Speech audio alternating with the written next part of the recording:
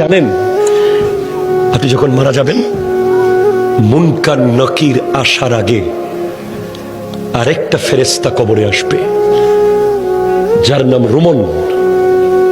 সে আপনাকে বসাবে, বলবে লেখো, উকতুব আমালাক, তোমার ৬০ বছর কি কি করেছো প্রত্যেকটা মুহূর্ত লিখে দাও।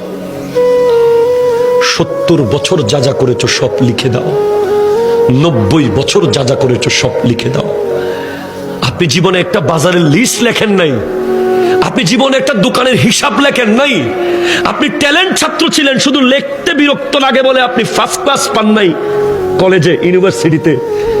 আপনাকে ৬০ বছরের লেখা লিখতে হবে। প্রশ্ন করবেন, এই ফেরেশতা কালি কোথায় পাবো এত? বলবে মুখের থুতুকে কালি বানাও। কলম কোথায় পাবো? হাতের আঙ্গুলকে কলম বানাও। কাগজ কোথায় পাবো? গায়ের কাফনকে কাগজ বানাও। লিখে দিতে হবে। নামাজ পড়েছেন, কলম চলবে দ্রুত। রোজা রেখেছেন, কলম স্পিডে চলবে।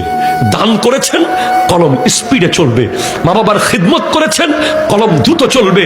সুদ খেয়েছেন, কলম চলবে না। ঘুষ খেয়েছেন, কলম চলবে না। জুলুম করেছেন, কলম চলবে না। মিথ্যা বলেছেন, কলম চলবে না। নাটক দেখেছেন, কলম চলবে না। বাটপারি করেছেন, কলম চলবে না। নামাজ পড়েন নাই, কলম চলবে না।